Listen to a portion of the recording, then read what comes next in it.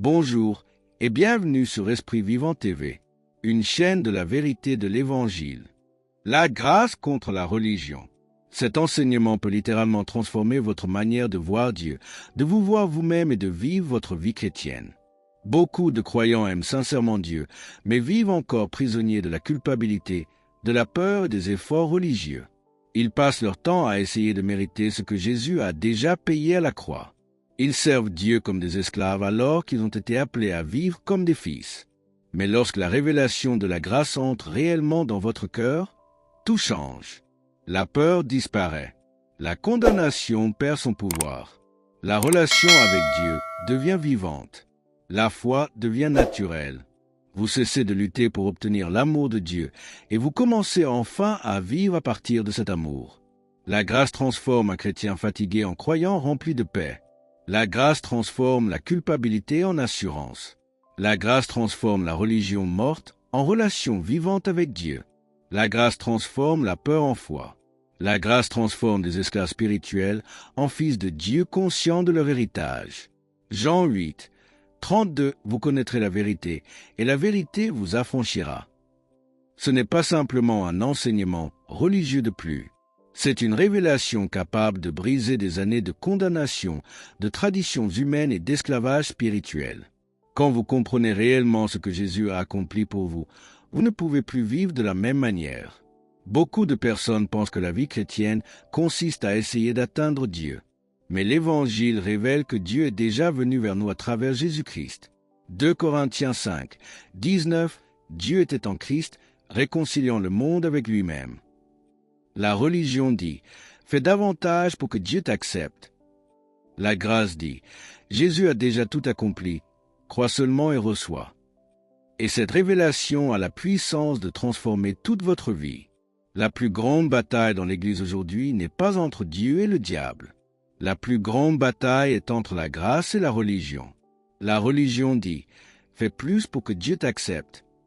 La grâce dit « Jésus a déjà tout accompli ». La religion met le fardeau sur l'homme. La grâce révèle ce que Christ a déjà fait. Beaucoup de croyants aiment Dieu, mais vivent encore sous l'esclavage religieux. Ils pensent que Dieu les bénit selon leurs performances. Ils croient que leurs échecs arrêtent l'amour de Dieu. Ils vivent dans la culpabilité, la peur et la condamnation. Pourtant, l'Évangile est une bonne nouvelle. Jésus n'est pas venu établir une religion supplémentaire. Il est venu donner la vie. Jean 10, 10-moi, je suis venu afin que les brebis aient la vie et qu'elles soient dans l'abondance. 1. La religion exige, la grâce donne. La religion vous dit toujours ce que vous devez faire pour mériter Dieu. La grâce vous révèle ce que Jésus a déjà fait pour vous. La religion fonctionne sur les œuvres. La grâce fonctionne sur la foi. Beaucoup de gens pensent que Dieu les bénira seulement s'ils prient assez, jeûnent assez ou deviennent suffisamment saints. Mais la bénédiction de Dieu ne se mérite pas. Elle se reçoit par la foi. Éphésiens 2, 8-9, car c'est par la grâce que vous êtes sauvés, par le moyen de la foi. Et cela ne vient pas de vous, c'est le don de Dieu. Ce n'est point par les œuvres, afin que personne ne se glorifie. Vous ne pouvez pas impressionner Dieu par vos performances. Jésus a déjà parfaitement accompli ce que vous ne pouviez jamais accomplir. Quand vous comprenez cela, vous cessez de vivre dans la fatigue spirituelle. La religion dit « travaille pour obtenir ». La grâce dit « crois pour recevoir ». Romains 11, 6 Or, si c'est par grâce, ce n'est plus par les œuvres. Autrement, la grâce n'est plus une grâce. La religion passe son temps à exiger des choses de l'homme. Elle dit « tu dois faire plus, tu dois prier plus, tu dois jeûner plus, tu dois souffrir davantage pour que Dieu te bénisse ». Mais l'évangile de Jésus-Christ n'est pas basé sur ce que l'homme peut faire pour Dieu. Il est basé sur ce que Dieu a déjà fait pour l'homme à travers Jésus-Christ. C'est là que beaucoup de croyants se trompent. Ils pensent que la bénédiction de Dieu dépend de leur performance spirituelle. Ils vivent comme si Dieu distribuait ses bénédictions selon le mérite humain. Pourtant, la grâce de Dieu fonctionne complètement différemment. Romains 5, 8, mais Dieu prouve son amour envers nous, en ce que, lorsque nous étions encore des pécheurs, Christ est mort pour nous. Dieu ne vous a pas aimé quand vous étiez parfait. Il vous a aimé quand vous étiez perdus. Cela détruit totalement le système religieux. La religion enseigne que Dieu aime les gens à cause de leur comportement. La grâce révèle que Dieu aime les gens parce qu'il est amour. Beaucoup de personnes approchent Dieu avec une mentalité de performance. Elles pensent, si je prie assez longtemps, Dieu me répondra. Si je fais suffisamment de sacrifices, Dieu me bénira. Si je suis assez saint, Dieu m'utilisera. Mais vous ne pouvez jamais gagner l'amour de Dieu par vos œuvres. Tout ce que Dieu vous donne est basé sur Jésus, pas sur votre performance. Éphésiens 2, 8 à 9, car c'est par la grâce que vous êtes sauvés, par le moyen de la foi. Et cela ne vient pas de vous, c'est le don de Dieu. Ce n'est point par les œuvres, afin que personne ne se glorifie. Le salut est un don. La guérison est un don. La paix est un don. La justice est un don. La faveur de Dieu est un don. Vous ne méritez pas ces choses. Vous les recevez par la foi. La religion veut toujours mettre le poids sur l'homme. Elle crée des règles, des systèmes et des traditions qui fatiguent les gens spirituellement. C'est exactement ce que Jésus reprochait aux pharisiens. Matthieu 23, 4, il lit des fardeaux pesants et les met sur les épaules des hommes, mais ils ne veulent pas les remuer du doigt. La religion charge les hommes de culpabilité. Elle leur fait croire qu'ils ne font jamais assez. Même quand certaines personnes prient, elles se sentent encore condamnées. Même après avoir jeûné, elles pensent que Dieu est toujours déçu d'elles. Ce n'est pas l'Évangile. Jésus n'est pas venu ajouter un nouveau fardeau religieux. Il est venu enlever le fardeau. Matthieu 11, 28 à 30, venez à moi, vous tous qui êtes fatigués et chargés, et je vous donnerai du repos. Prenez mon joug sur vous et recevez mes instructions, car je suis doux et humble de cœur, et vous trouverez du repos pour vos âmes. Car mon joug est doux et mon fardeau léger. La religion fatigue. La grâce donne du repos. Cela ne veut pas dire que la grâce encourage le péché ou la paresse spirituelle. Au contraire, la grâce produit une vraie transformation. Mais cette transformation vient de l'amour de Dieu, pas de la peur. Quand une personne découvre réellement combien Dieu l'aime, l'obéissance devient une réponse d'amour et non une tentative désespérée d'être acceptée. 1 Jean 4, 19 pour nous, nous l'aimons parce qu'il nous a aimés le premier. La religion dit « obéis pour être aimé ». La grâce dit « tu es aimé, alors laisse cet amour transformer ta vie ». Beaucoup de croyants vivent encore sous l'ancienne alliance sans le réaliser. Ils pensent que Dieu les traite selon leurs fautes et leurs bonnes œuvres. Pourtant, Jésus a déjà porté la punition du péché à la croix. Galates 3, 13, Christ nous a rachetés de la malédiction de la loi, étant devenu malédiction pour nous. Vous n'avez pas à payer encore pour ce que Jésus a déjà payé. Vous n'avez pas à supplier Dieu de vous accepter. En Christ, vous avez déjà été accepté. Éphésiens 1, 6, il nous a rendus agréables dans le bien-aimé. La religion garde toujours les yeux sur l'homme. Regarde ce que tu fais. Regarde tes échecs. Regarde tes insuffisances. La grâce fixe les regards sur Jésus. Regarde ce qu'il a accompli. Regarde son sacrifice. Regarde sa justice. Hébreux 10, 14, car, par une seule offrande, il a amené à la perfection pour toujours ceux qui sont sanctifiés. Voilà pourquoi la grâce produit la foi. Quand vous comprenez que Dieu vous aime sans condition, votre cœur s'ouvre pour recevoir. La foi devient naturelle quand vous cessez d'essayer de mériter les bénédictions de Dieu. La religion crée des esclaves spirituels. La grâce révèle des fils et des filles de Dieu. Romains 8, 15. Et vous n'avez point reçu un esprit de servitude pour être encore dans la crainte, mais vous avez reçu un esprit d'adoption, par lequel nous crions « Abba, Père ». Dieu n'est pas contre vous. Dieu n'attend pas que vous deveniez parfait avant de vous bénir. Jésus a déjà accompli l'œuvre parfaite. Maintenant, vous êtes appelés à croire, à recevoir et à marcher dans cette grâce. Jean 1, 17. Car la loi a été donnée par Moïse, la grâce et la vérité sont venues par Jésus-Christ. 2. La religion produit la culpabilité, la grâce produit la liberté. La religion utilise souvent la peur et la condamnation pour contrôler les gens. Beaucoup de croyants vivent constamment avec le sentiment qu'ils ne sont jamais assez bons pour Dieu. Mais Jésus n'est pas venu pour condamner les hommes. Il est venu pour les sauver. Romains 8, Ah, il n'y a donc maintenant aucune condamnation pour ceux qui sont en Jésus-Christ. Quand vous tombez, la religion vous éloigne de Dieu. La grâce vous ramène vers Dieu. Pierre a renié Jésus 3 fois, pourtant Jésus l'a restauré. Pourquoi? Parce que la grâce est plus puissante que l'échec humain. La culpabilité détruit la foi. Une personne qui se sent condamnée aura du mal à recevoir de Dieu. Mais quand vous comprenez que Dieu vous aime malgré vos imperfections, votre foi devient forte. Hébreux 4, 16. Approchons-nous donc avec assurance du trône de la grâce, afin d'obtenir miséricorde et de trouver grâce, pour être secourus dans nos besoins. Dieu ne vous aime pas à cause de vos performances. Il vous aime parce qu'il est amour. L'une des armes les plus destructrices de la religion est la culpabilité. La religion maintient constamment les gens sous la condamnation. Elle leur rappelle sans cesse leurs fautes, leurs échecs et leurs insuffisances. Elle fait croire aux croyants qu'ils ne seront jamais assez bons pour Dieu. Beaucoup aiment sincèrement le Seigneur, mais vivent avec un sentiment permanent de honte intérieure. Ils prient avec peur. Ils adorent avec condamnation. Ils pensent que Dieu est continuellement déçu d'eux. Mais ce n'est pas l'évangile de Jésus-Christ. Jésus n'est pas venu pour condamner les hommes. Il est venu pour les libérer. Jean 3, 17. Dieu, en effet, n'a pas envoyé son Fils dans le monde pour qu'il juge le monde, mais pour que le monde soit sauvé par lui. La religion utilise la peur pour contrôler les gens. La grâce utilise l'amour pour transformer les gens. Voilà la différence. Beaucoup de croyants pensent que la culpabilité les rapproche de Dieu. Mais la condamnation pousse toujours l'homme à fuir Dieu. Regardez Adam et Ève. Dès qu'ils ont péché, ils se sont cachés. Le péché produit la peur quand l'homme croit que Dieu est contre lui.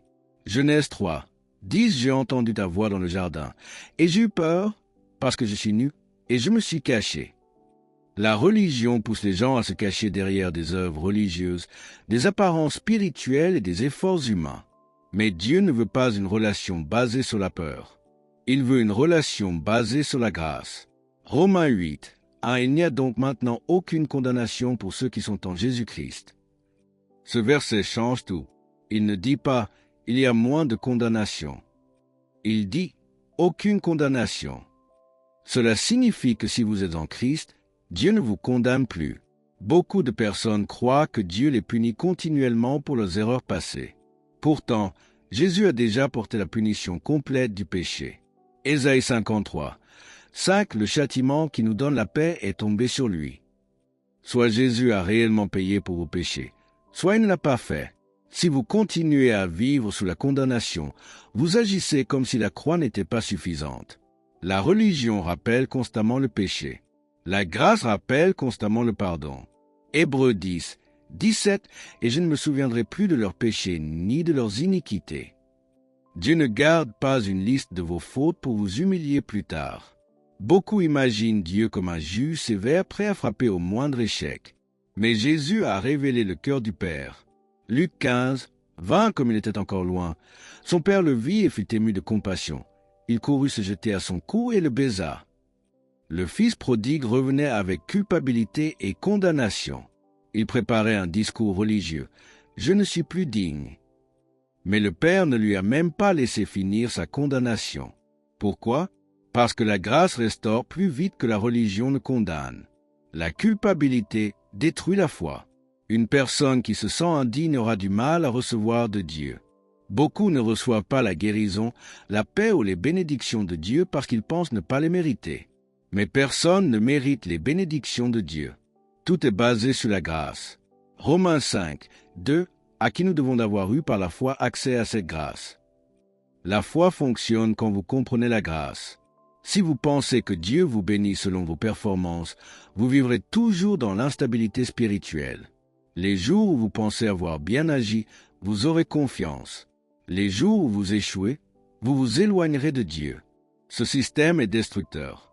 La grâce vous donne une relation stable avec Dieu parce qu'elle est basée sur Jésus, pas sur vous. Hébreux 4, 16. Approchons-nous donc avec assurance du trône de la grâce, afin d'obtenir miséricorde et de trouver grâce, pour être secourus dans nos besoins. Dieu veut que vous veniez avec assurance, pas avec peur. La religion dit « Éloigne-toi de Dieu jusqu'à ce que tu changes ». La grâce dit « Viens à Dieu afin qu'il te transforme ». C'est exactement ce que Satan veut détruire chez les croyants, leur assurance devant Dieu. Le diable est appelé l'accusateur des frères.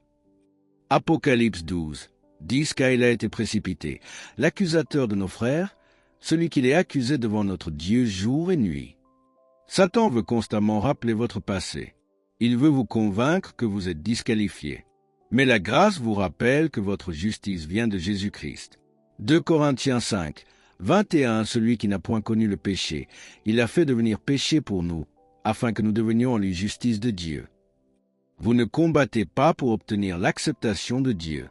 Vous combattez depuis une position d'acceptation. Voilà la liberté de l'Évangile.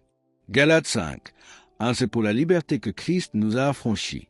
Demeurez donc fermes et ne vous laissez pas mettre de nouveau sous le joug de la servitude. La religion remet toujours les croyants sous un joug. Elle produit les chrétiens fatigués, découragés et condamnés. Mais la grâce produit les croyants libres, confiants et remplis de paix. Quand vous comprenez réellement la grâce, vous ne servez plus Dieu par peur de l'enfer ou du rejet. Vous commencez à le servir par amour. Et cet amour produit une transformation beaucoup plus profonde que toutes les règles religieuses. 2 Corinthiens 3, 17. Or, le Seigneur c'est l'Esprit, et là où est l'Esprit du Seigneur, là est la liberté. La grâce ne vous rend pas faible, elle vous rend libre, et une personne libre en Christ devient dangereuse pour le royaume des ténèbres. 3. La religion se concentre sur l'extérieur, la grâce transforme le cœur. La religion est obsédée par les apparences. Elle veut modifier le comportement extérieur sans changer le cœur.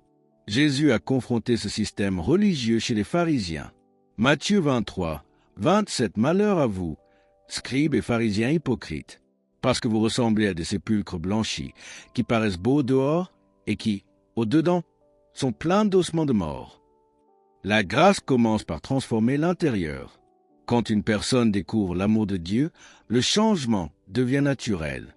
La sainteté n'est pas le moyen d'obtenir Dieu. La sainteté est le fruit d'une relation avec Dieu. La religion dit « change et Dieu t'aimera ». La grâce dit « Dieu t'aime, alors tu peux changer ». 2 Corinthiens 5, 17. Si quelqu'un est en Christ, il est une nouvelle créature. Les choses anciennes sont passées. Voici, toutes choses sont devenues nouvelles. Le christianisme n'est pas une amélioration de l'ancienne nature. C'est une nouvelle naissance. La religion est obsédée par l'apparence extérieure. Elle veut donner l'impression de sainteté sans réellement transformer le cœur. Elle mesure la spiritualité par des comportements visibles, des traditions, des règles et des performances religieuses. Mais Dieu n'a jamais été impressionné par les apparences extérieures. Dieu regarde toujours au cœur. 1 Samuel 16. C'est l'Éternel ne considère pas ce que l'homme considère. L'homme regarde ce qui frappe les yeux, mais l'Éternel regarde au cœur. Beaucoup de personnes ont appris à jouer un rôle religieux. Elles savent comment parler, comment prier, comment agir à l'église. Elles donnent une image spirituelle devant les hommes, mais intérieurement elles vivent dans la peur, la culpabilité, l'orgueil ou l'hypocrisie. Voilà exactement le problème que Jésus dénonçait chez les pharisiens. Matthieu 23, 27 à 28. Malheur à vous, scribes et pharisiens hypocrites, parce que vous ressemblez à des sépulcres blanchis, qui paraissent beaux au dehors et qui, au-dedans, sont pleins d'ossements de mort et de toute espèce d'impureté.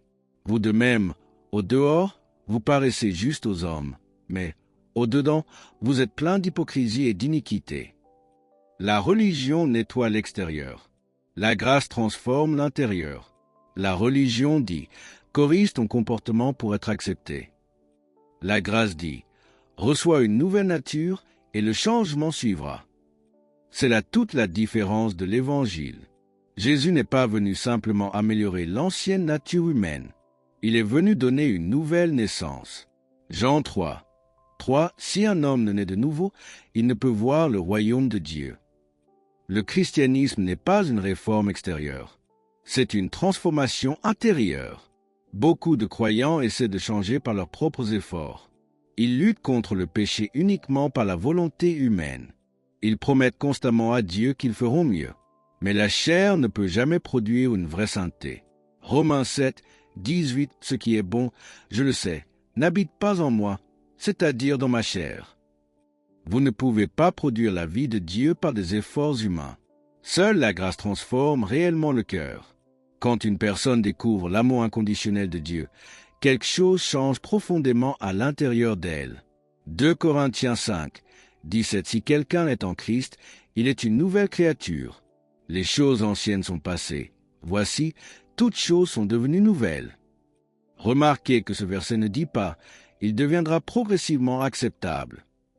Il dit « il est une nouvelle créature ». Votre esprit est déjà recréé en Christ.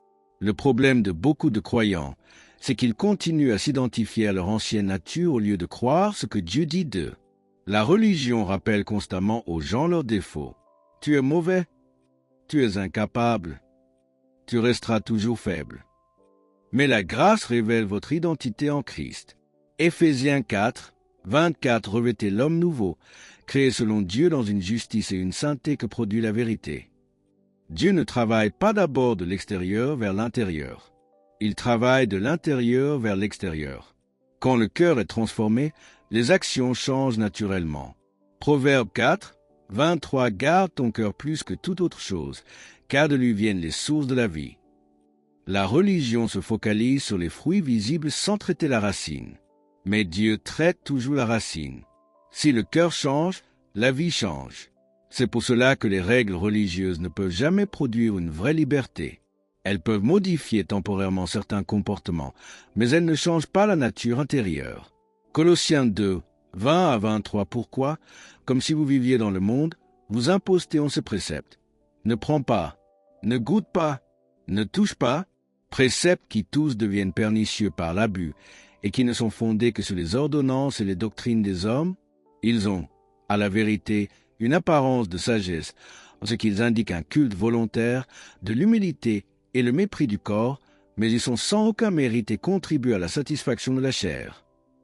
La religion produit souvent deux choses, l'orgueil ou l'hypocrisie.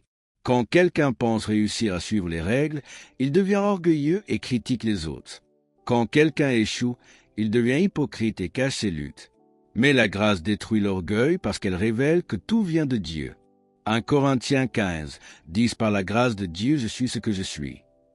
La vraie transformation ne vient pas de la pression religieuse. Elle vient de la révélation de l'amour de Dieu. Romains 2, 4. La bonté de Dieu te pousse à la repentance. Remarquez que ce n'est pas la colère de Dieu qui pousse à la repentance. C'est sa bonté. Beaucoup pensent que Dieu change les gens par la peur, mais Dieu transforme les gens par son amour. Plus vous découvrez qui vous êtes en Christ, plus votre comportement commence à refléter cette identité. La sainteté devient alors le fruit naturel d'une relation avec Dieu et non un effort religieux pour gagner son approbation. Galates 5, 22 à 23. Le fruit de l'esprit, c'est l'amour, la joie, la paix, la patience, la bonté, la bénignité, la fidélité, la douceur, la tempérance. Le fruit vient naturellement d'un arbre vivant. Vous n'attachez pas des fruits artificiels sur un arbre mort. De la même manière, Dieu ne veut pas des performances religieuses superficielles. Il veut une vie transformée par sa grâce. La religion fabrique des apparences. La grâce produit une nouvelle création. 4. La religion met l'homme au centre.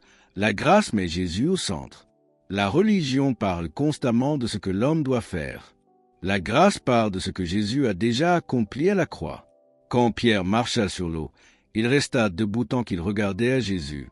Dès qu'il regarda à lui-même et aux circonstances, il commença à couler. Matthieu 14, 30. Mais, voyant que le vent était fort, il eut peur, et, comme il commençait à enfoncer, il s'écria, « Seigneur, sauve-moi !» Beaucoup de croyants regardent trop à eux-mêmes. Je ne prie pas assez. Je ne suis pas digne. Je ne mérite pas. La grâce détourne vos yeux de vous-même pour les fixer sur Jésus.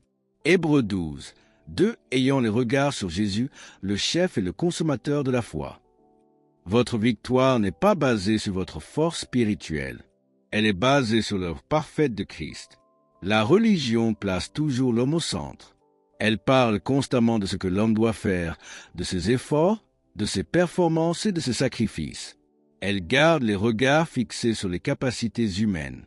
Mais la grâce détourne les yeux de l'homme pour les fixer sur Jésus-Christ et sur l'œuvre parfaite qu'il a accomplie. C'est l'un des plus grands problèmes dans beaucoup d'églises aujourd'hui. Les croyants entendent continuellement des messages centrés sur eux-mêmes. Tu dois faire plus. Tu dois être plus fort. Tu dois essayer davantage. Tu dois mériter la bénédiction. Résultat, les gens vivent frustrés, découragés et condamnés parce qu'ils découvrent rapidement leurs limites humaines. Pourquoi? Parce que la chair ne pourra jamais produire la vie de Dieu. Romains 3, 20, car nul ne sera justifié devant lui par les œuvres de la loi. La religion produit une vie centrée sur soi-même. Même quand certaines personnes prient ou servent Dieu, leurs pensées tournent constamment autour d'elles-mêmes. Suis-je assez beau? Ai-je assez prié? Pourquoi Dieu ne me répond pas? Qu'est-ce que j'ai fait de mal? La grâce change complètement cette perspective. Elle révèle que tout dépend de Jésus et non de la performance humaine. Hébreux 12, 2 ayant les regards sur Jésus, le chef et le consommateur de la foi. La foi grandit quand vos regards sont sur Jésus. La peur grandit quand vos regards sont sur vous-même. Pierre est un exemple puissant de cela. Tant qu'il regardait à Jésus, il marchait sur l'eau. Dès qu'il a regardé au vent et à lui-même, il a commencé à couler.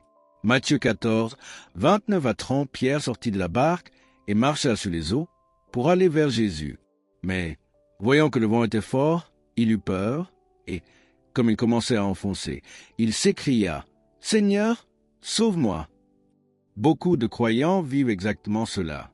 Ils commencent dans la foi, puis ils détournent leur regard vers leurs faiblesses, leurs erreurs et leurs circonstances. La religion encourage cette mentalité parce qu'elle pousse constamment l'homme à analyser sa propre performance spirituelle.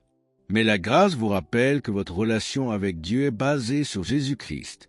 2 Corinthiens 5, 21, celui qui n'a point connu le péché, il a fait devenir péché pour nous, afin que nous devenions lui justice de Dieu. Vous n'êtes pas accepté par Dieu à cause de votre propre justice. Vous êtes accepté à cause de la justice de Christ. Voilà pourquoi la grâce donne la paix.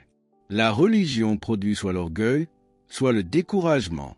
Quand une personne pense réussir spirituellement, elle devient orgueilleuse et juge les autres. Quand elle échoue, elle tombe dans la condamnation. Dans les deux cas, les regards restent centrés sur l'homme. Mais la grâce enlève toute gloire humaine. Éphésiens 2, 9, ce n'est point par les œuvres, afin que personne ne se glorifie. Le christianisme n'est pas la célébration des capacités humaines. C'est la révélation de Jésus-Christ. Paul avait compris cela. Avant sa rencontre avec Jésus, il avait une grande confiance dans ses performances religieuses. Il suivait les règles, connaissait la loi et avait une réputation spirituelle impressionnante. Mais lorsqu'il a découvert Christ, il a considéré toutes ses œuvres religieuses comme sans valeur. Philippiens 3, 7 à 9. Mais ces choses qui étaient pour moi des gains, je les ai regardées comme une perte à cause de Christ. Et même je regarde toutes choses comme une perte à cause de l'excellence de la connaissance de Jésus-Christ mon Seigneur. Voilà ce que fait la grâce. Elle révèle que Jésus est suffisant. La religion dit « Jésus a commencé l'œuvre, maintenant c'est à toi de compléter le reste. » Mais la grâce dit « Jésus a tout accompli. » Jean 19, 30, tout est accompli. Cela signifie que Jésus n'a pas laissé une œuvre incomplète dépendant des efforts humains. Il a parfaitement accompli le salut, la justice, la réconciliation et la victoire à la croix. Colossiens 2, 10, vous avez tout pleinement en lui. Remarquez ce verset, vous avez tout pleinement en lui. Il ne dit pas, vous aurez peut-être tout après assez d'efforts religieux. Tout se trouve en Christ. Quand une personne comprend cela, elle cesse de vivre dans l'épuisement spirituel. Elle ne sert plus Dieu pour essayer d'être acceptée. Elle sert Dieu parce qu'elle est déjà acceptée. Éphésiens 1, 6, il nous a rendus agréables dans le bien-aimé. La religion crée des croyants centrés sur leurs œuvres. La grâce crée des croyants centrés sur Jésus. Et plus vous regardez à Jésus, plus votre vie est transformée. 2 Corinthiens 3, 18, nous tous qui, le visage découvert, contemplons comme dans un miroir la gloire du Seigneur, nous sommes transformés en la même image. La transformation vient de la contemplation de Jésus, pas de l'obsession de soi-même. Beaucoup pensent qu'ils changeront en se concentrant constamment sur leurs défauts. Mais plus vous regardez à vos faiblesses, plus elles dominent votre pensée. La grâce vous appelle à regarder à Jésus. sa beauté, sa justice, son amour, sa victoire. Et cette révélation produit la foi, la paix et la transformation. Galates 2. 20. Ce n'est plus moi qui vis, c'est Christ qui vit en moi. Voilà le cœur de l'Évangile. Ce n'est pas l'homme essayant d'atteindre Dieu par ses propres forces. C'est Christ vivant sa vie à travers le croyant. La religion exalte les efforts humains. La grâce exalte Jésus-Christ seul. 5. La religion garde les gens esclaves, la grâce les rend fils. Dieu ne veut pas une relation basée sur la peur. Il veut une relation de père à fils. La religion garde les gens dans l'esclavage. Attention, Dieu va te punir. Tu n'es pas assez beau. Tu dois souffrir pour être accepté. Mais Jésus a payé le prix complet. Galates 4. Ainsi tu n'es plus esclave, mais fils. Et si tu es fils, tu es aussi héritier par la grâce de Dieu. Vous n'êtes pas un serviteur essayant d'obtenir l'approbation de Dieu. Vous êtes un enfant de Dieu. Vous avez été accepté en Christ. Éphésiens 1. 6. Il nous a rendus agréables dans le bien-aimé. La religion maintient les gens dans une mentalité d'esclave. Elle enseigne aux croyants à vivre dans la peur, la culpabilité et l'effort permanent pour essayer de plaire à Dieu. Beaucoup servent Dieu comme des serviteurs terrifiés qui craignent constamment d'être rejetés. Ils pensent que Dieu est toujours en colère contre eux, toujours prêt à les punir au moindre échec. Mais ce n'est pas le cœur du Père révélé par Jésus-Christ. La grâce ne produit pas des esclaves. La grâce révèle des fils et des filles de Dieu. Romains 8, 15. Et vous n'avez point reçu un esprit de servitude, pour être encore dans la crainte, mais vous avez reçu un esprit d'adoption, par lequel nous crions « Abba, Père ». Remarquez cela. La religion produit la crainte. La grâce produit la relation. Beaucoup de croyants connaissent Dieu seulement comme maître, mais très peu le connaissent comme Père. Pourtant, Jésus est venu précisément pour restaurer cette relation. Jean 1, 12. Mais à tous ceux qui l'ont reçu, à ceux qui croient en son nom, elle a donné le pouvoir de devenir enfants de Dieu. Vous n'êtes pas simplement un pécheur pardonné essayant de survivre spirituellement. Vous êtes un enfant de Dieu. Cela change complètement votre manière de penser, de prier et de vivre. Un esclave travaille pour être accepté. Un fils travaille parce qu'il est déjà accepté. La religion dit « Fais plus pour mériter l'approbation de Dieu ». La grâce dit « Tu as déjà été accepté en Christ. » Éphésiens 1, 5 à 6, nous ayant prédestinés dans son amour à être ses enfants d'adoption par Jésus-Christ, selon le bon plaisir de sa volonté, à la louange de la gloire de sa grâce, qui nous a accordé en son bien-aimé. Dieu ne vous tolère pas difficilement. Il vous a pleinement accepté en Jésus-Christ. La religion garde toujours les croyants dans l'insécurité spirituelle. Ils ne savent jamais vraiment où ils en sont avec Dieu. Un jour, ils pensent être bénis, le lendemain, ils pensent être rejetés. Pourquoi? Parce qu'ils évaluent leur relation avec Dieu selon leurs émotions et leurs performances. Mais un fils ne perd pas son identité chaque fois qu'il tombe. Quand un enfant apprend à marcher et tombe, un père ne le rejette pas. Il le relève. Pourquoi? Parce qu'il reste son enfant. De la même manière, Dieu ne cesse pas d'être votre père lorsque vous échouez. 2 Timothée 2. 13. Si nous sommes infidèles, il demeure fidèle, car il ne peut se renier lui-même. La religion enseigne une relation basée sur la peur de la punition. Mais l'amour parfait de Dieu chasse la peur. 1 Jean 4, 18. La crainte n'est pas dans l'amour, mais l'amour parfait bannit la crainte. Beaucoup de croyants vivent encore sous la peur. Peur de perdre Dieu, peur de ne pas être assez spirituel, peur du jugement, peur de l'échec. Mais un fils vit dans la sécurité de l'amour du Père. Regardez le fils prodigue.